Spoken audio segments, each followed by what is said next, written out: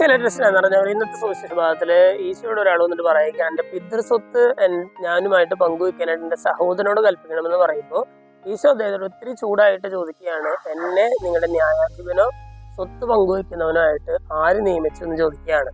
നമുക്ക് എല്ലാവർക്കും അറിയാവുന്നത് പോലെ തന്നെ ഈശോയുടെ മനുഷ്യാവതാരം അതിന് പിന്നില് ഈശോയ്ക്ക് ഒരു ലക്ഷ്യമുണ്ടായിരുന്നു എന്നുള്ളതാണ്. എന്തായിരുന്നു അത്? പാപത്തിൽ വീണ മനുഷ്യകുലത്തെ മുഴുവനായിട്ട് രക്ഷിക്കുക എന്നുള്ളതായിരുന്നു ഈശോയുടെ ലക്ഷ്യം. ഈ സുവിശേഷത്തില് ഒരാള് തന്റെ പിതൃസ്വത്ത് ഞാനുമായിട്ട് പങ്കുവെക്കാനായിട്ട് സഹോദരനോട് പറയുക എന്ന് പറയുമ്പോൾ ഈശോ ചോദിക്കുകയാണ്, ഇത്തിരി ചൂടായിട്ടാണ് ചോദിക്കുന്നത്, എന്നാൽ പോലും ഈശോ പറയുകയാണ്, ഇൻഡയറക്ട്ലി ഈശോ പറയുകയാണ്, ഞാൻ ഇവിടെ വന്നിരിക്കുന്നത് ഇതേപോലത്തെ കുഞ്ഞു കുഞ്ഞു കാര്യങ്ങൾ സെറ്റ് ചെയ്യാൻ വേണ്ടിയിട്ടല്ല, മറിച്ച് എന്റെ വരവിന് പിന്നില് വലിയൊരു ലക്ഷ്യമുണ്ട്. മനുഷ്യകുലത്തെ പാപത്തിന്റെ പിടിയിൽ നിന്ന് രക്ഷിക്കുക എന്നുള്ള വലിയൊരു ലക്ഷ്യമുണ്ട്.